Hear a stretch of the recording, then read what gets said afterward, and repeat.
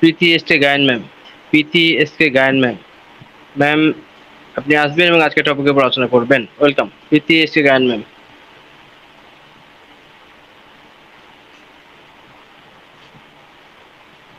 প্রীতি S K গায়ন ma'am, আমাকে শুনতে পাচ্ছেন? ঠাকুরপুকুর, কলকাতা, ইন্ডিয়া থেকে। আচ্ছা, ম্যাম বোধহয় ফ্রি নাই। আসসালামু আলাইকুম। ওয়ালাইকুম আসসালাম ওয়া রাহমাতুল্লাহি ওয়া বারাকাতুহু। জি ম্যাম, আসবেন। অসংখ্য অসংখ্য ধন্যবাদ জানাই রেসপেক্টেড ইনফাত স্যারকে আমাকে ডেকে নেওয়ার জন্য। আজকে ওয়েলবি হিউম্যানিটি অব বাংলাদেশের ওয়েবিনার। এই ওয়েবিনারে আগত সমস্ত সম্মানিত প্রাউড ফাউন্ডার মেম্বারকে, বিশেষত এই ওয়েবিনারের কর্ণধার আপনি, সেই সঙ্গে এখানে উপস্থিত আছেন আমাদের সকলের প্রিয় ভাজন ইউনাইটেড হিউম্যানিটি ফ্যামিলি কর্ণধার রেসপেক্টেড জাফর ইসলাম স্যার, জীবনধারা হিউম্যানিটি অফ কলকাতার কর্ণধার রেসপেক্টেড শেখ মুন্নাফ আলী স্যার, আমাদের respected Rabiuzzaman sir, Helaluddin sir, MD Ramzan Ali sir, তৎসহ সমস্ত সম্মানিত প্রাউড ফাউন্ডার মেম্বারকে আমি সালাম জানাই। আসসালামু আলাইকুম ওয়া রাহমাতুল্লাহি ওয়া বারাকাতুহু। মহান আল্লাহ তাআলার কাছে শুকরিয়া, তিনি আমাদের সকলকে সুস্থ অবস্থায় এই অন প্যাসিফিক এই ওএনপি হিউম্যানিটি অফ বাংলাদেশের ওয়েবিনারে অংশগ্রহণ করার সুযোগ করে দিয়েছেন। আলহামদুলিল্লাহ। আমাদের সেই প্রিয় নবী হযরত মুহাম্মদ সাল্লাল্লাহু আলাইহি ওয়াসাল্লামের প্রতি শত দরুদ ও সালাম বর্ষিত হোক। ধন্যবাদ, কৃতজ্ঞতা জানাই আমাদের সেই কর্ণধার, আমাদের অন প্যাসিফিক সৃষ্টিকর্তা, মানব বন্ধু, মানবতার কান্ডারি সুয়াজ স্যারের প্রতি, তার পরিবারের প্রতি আল্লাহ রহমত বর্ষিত হোক। আমরা অসাধারণ একটি প্ল্যাটফর্মে বিরাজ করছি এখনো পর্যন্ত। আজকে যে টপিকস রাখা হয়েছে অসাধারণ একটি টপিকস, যে মানুষের জীবনে সফলতা পেতে গেলে নেতিবাচক মানুষ থেকে বা নেগেটিভিটি থেকে দূরে থাকতে হবে। এটা অতি বাস্তব সত্য কথা। কারণ নেতিবাচক মানুষের থেকে দূরে থাকার কথা কিন্তু সকলেই বলে, আমরা সকলেই বলে থাকি। কারণ আমরা সকলেই জানি যে নেগেটিভ, নেতিবাচক, নেগেটিভ মানেই হচ্ছে জিরো। সেই জিরো কেন আমরা গ্রহণ করি? এটা সত্য কথা যে নেতিবাচক মানুষদের থেকে দূরে থাকতে হবে। কারণ এই ধরনের মানুষেরা সব কিছুতে সমস্যা তৈরি করে থাকে। যদি কোনো ইতিবাচক বিষয়েও কোনো আলোচনা হয়ে থাকে, সেখানেও কিন্তু এই নেতিবাচক মানুষরা ইতিবাচক বিষয়ে সমালোচনা করতে ছাড়ে না। নেতিবাচক মানুষেরা অনেক বেশি ঈর্ষাকাতর হয়ে থাকে। তাই মানুষকে সফল হতে হলে এই নেতিবাচক চিন্তা থেকে দূরে সরিয়ে রাখতে হবে তার নিজেকে। তার কারণ নেতিবাচক মানুষেরা আরো একটা আচরণ করে থাকে, দ্বিচারিতার আচরণ। এই দ্বিচারতা আচরণে এমন ডুবে থাকে, এদের সংস্পর্শে এলে কোনো ইতিবাচক মানুষ সেও কিন্তু সেই মনোভাবাপন্ন হয়ে ওঠে, আর সেই আচরণে অভ্যস্ত হয়ে পড়ার আশঙ্কা থেকে যায়। নেতিবাচক মনোভাব হতাশা ভিন্ন আর কিছু উপহার দিতে পারে না।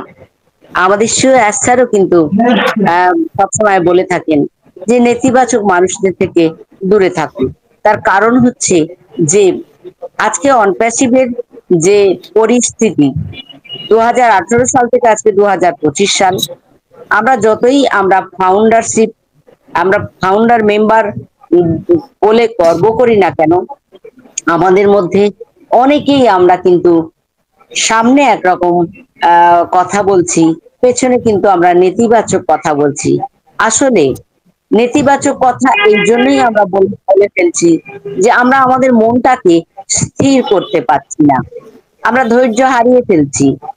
আমরা ধৈর্যের পরীক্ষা থেকে আমরা কিন্তু ফেল করছি, যার জন্য কিন্তু আমরা একটু স্পর্শকাতর কোনো কথা শুনলেই আমরা কিন্তু আমাদের মনোভাবটাকে পাল্টে ফেলে আমরা সেই নেতিবাচক আচরণে ডুবে যাচ্ছি। নেতিবাচক ভাবনা আসলে সাফল্যের পথে সব সময় কিন্তু অন্তরায় হয়েই থাকে। আর সেই সেই নেতিবাচক ভাবনা থেকে আমাদের দূরে সরে থাকতে হবে।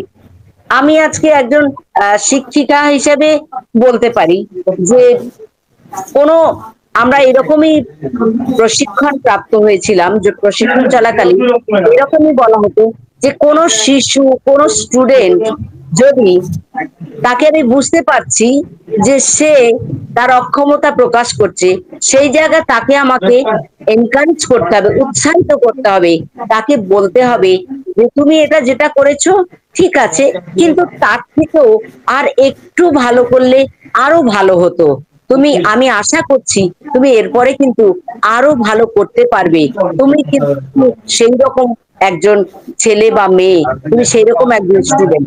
তো এই যে এনকারেজ করার থেকে আমরা মানুষকে ইদানিং করে আরো বেশি ডিসকারেজ করে দিচ্ছি, মানুষকে সবসময় একটা চিন্তার মধ্যে ফেলে দিচ্ছি।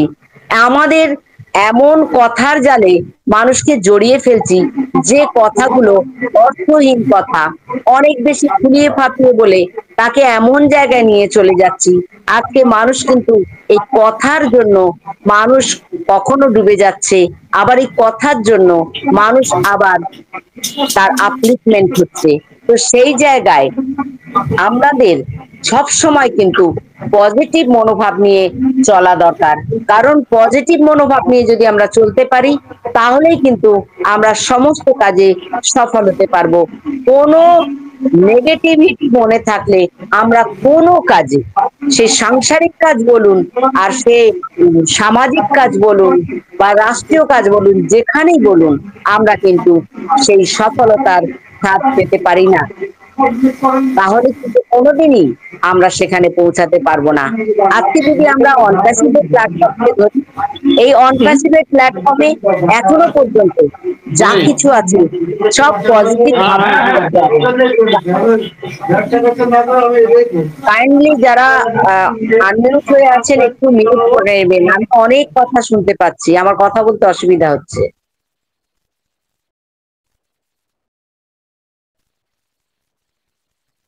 যারা এই যে আমরা অনপ্যাসিভের যে পরিস্থিতি, অনপ্যাসিভ কিন্তু এখনো পর্যন্ত একেবারে পজিটিভ জায়গায় আছে, পজিটিভ জায়গায় আছে। যা কিছু আমরা এখনো পর্যন্ত যতটা বুঝতে সক্ষম হয়েছি, বুঝতে পেরেছি, সবকিছু কিন্তু ভালোর দিকে আছে। আমরা এই ভালোটাকে আমরা কিন্তু ধরে রাখতে পারছি না। আমরা কি করছি? আমরা কিছু মানুষ অন্য কিছু মানুষকে হতাশায় ফেলে দিচ্ছি। আসলে আমরা যারা এই মানসিকতা নিয়ে এখনো পর্যন্ত আছি যে টাকাটাই আমাদের জীবনের শেষ কথা, আমরা যখনই টাকা পাবো তখনই আমরা সফল হব, না, অর্থ মানুষকে সবসময় সফলতা এনে দিতে পারে না। অনেক অর্থ থাকলেও মানুষ কিন্তু অর্থ নিয়েও মানুষ ডুবে যেতে পারে, আবার অর্থ নিয়েও মানুষ উপরে উঠতে পারে। এই অর্থটাকে ইউটিলাইজ করার ক্ষমতা থাকতে হবে। তো সেই জায়গায় এখনো পর্যন্ত আমাদের অনেক ফাউন্ডার মেম্বার তারা কিন্তু এমন হতাশা ব্যঞ্জক কথা বলছেন যে ও অনপ্যাসিভ, আর আজ আসছে, আজ গোল্ডেন মান্থ, আজ গোল্ডেন ইয়ার, আজ গোল্ডেন উইক, কোথায়? কিন্তু তারা আসলে সেই হতাশার কবলে পড়ে গেছে অন্যের আরো কিছু কথা শুনে।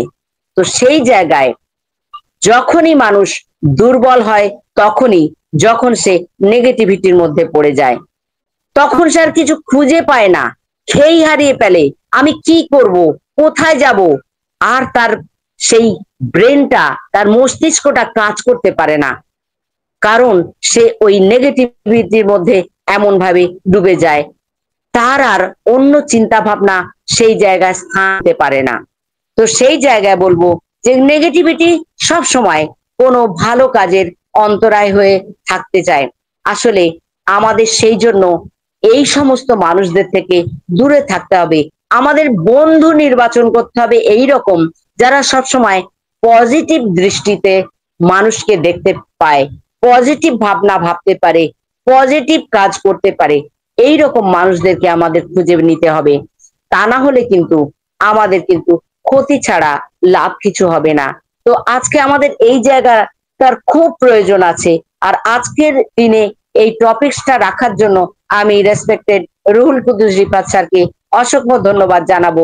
কারণ আমরা সত্যি অনেকে কিন্তু নেগেটিভিটির মধ্যে ডুবে যেতে চলেছি, ডুবে যাচ্ছি, যার জন্য কিন্তু অনেক রকম কথার আমরা আমাদের কানে আসছে, আমরা শুনতে পাচ্ছি, আমরা বুঝতে পাচ্ছি। তাই আমরা সবসময় আমরা আল্লাহ তাআলার কাছে এটাই চাইবো, যেন আমরা ধৈর্য সহকারে, বিশ্বাস সহকারে, আরো একটা জিনিস মানুষের জীবনে বিশ্বাস, এই বিশ্বাস যদি আমাদের না থাকে, আত্মবিশ্বাস, নিজের প্রতি যদি বিশ্বাস না থাকে, অন্যের প্রতি যদি বিশ্বাস না থাকে, ভরসা যদি না থাকে, তাহলে আমরা কি করব? আজকে যদি আমরা সেই সিও স্যারের এত কর্মকাণ্ড দেখেও, তার এত পরিস্থিতির কথা শুনেও আজকে যদি আমরা বিশ্বাসটা এখনো পর্যন্ত আনতে না পারি, তাহলে আমরা কি করে প্রাউড ফাউন্ডার বলে নিজেদেরকে দাবি করতে পারি? আমরা কিন্তু প্রাউড ফাউন্ডার হতে পারিনি সেই জায়গা থেকে। তাই আমি বলবো যে এখনো আমরা সেই আমাদের নেগেটিভিটিটাকে দূরে সরিয়ে দিই, আমরা পজিটিভ ভাবি, আমরা পজিটিভ দেখি, তাহলেই কিন্তু আমরা এই কাজের স্বাদ পেতে বাধ্য হব, পাবোই পাবো, এর কোনো অন্যথা হবে না।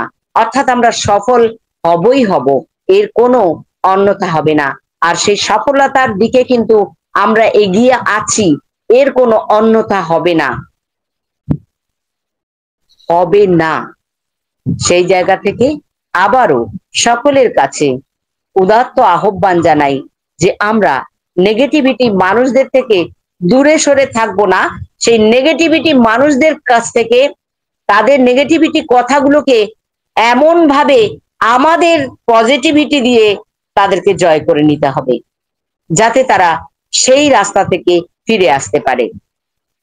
তাই আমি আমার নিজেকে আগে পরিষ্কার রাখি, স্বচ্ছ রাখি, বিশ্বাস রাখি, আস্থা রাখি, ভরসা রাখি। তারপরে আমি সেই নেগেটিভিটি থেকে তো দূরে থাকবোই, বরং সেই নেগেটিভিটির মানুষটাকে আমি পজিটিভ পথে নিয়ে আসতে চেষ্টা করব। এই বলে আমি এখানেই শেষ করছি। সকলে ভালো থাকুন, সুস্থ থাকুন। আর আমরা প্রত্যেকেই সত্যি ভালো জায়গায় আছি, হয়তো সময় লাগছে, আমরা তো প্রত্যেকেই জানি যে কেন সময়টা লাগছে। আমরা যদি অ্যাসারের কথা একটু গভীরভাবে ভাবি, এই 18 সাল থেকে এই পর্যন্ত তার জীবনের ঘটনাগুলো যদি ভাবি, তার কাজের অন্তরায়গুলোকে যদি ভাবি, তাহলে কিন্তু আমরা হতাশ হব না, নেগেটিভিটি ছড়াবো না, আমরা বরং আমাদের চোখের পানি পড়া দরকার, আমাদের দুঃখ প্রকাশ করা দরকার, আর আমাদের আল্লাহর কাছে তার জন্য দোয়া চাওয়া দরকার যে আল্লাহ তুমি সেই মানুষটাকে সুস্থ রেখো, সবল রেখো, তার চিন্তা ভাবনার প্রতি তুমি তাকে রক্ষা করো, তাকে সঠিক পথে রেখো, তার এই লক্ষ্য উদ্দেশ্যকে তুমি পূরণ করার তৌফিক দান করো। এটাই আমাদের কাম্য এখন, আমরা এটাই কামনা করি, কারণ আমরা প্রত্যেকেই এর স্বাদ পাওয়ার জন্য আমরা এখানে সকলে এখনো পর্যন্ত টিকে আছি। আমরা সকলে ভালো থাকি, সুস্থ থাকি। Over to respected Rifat sir. Thank you Preeti Gayan ম্যামকে, চমৎকার ভাবে আজকে টপিক নিয়ে আলোচনা করলেন। সংযুক্ত ছিলেন ঠাকুরপুকুর, কলকাতা, ইন্ডিয়া থেকে।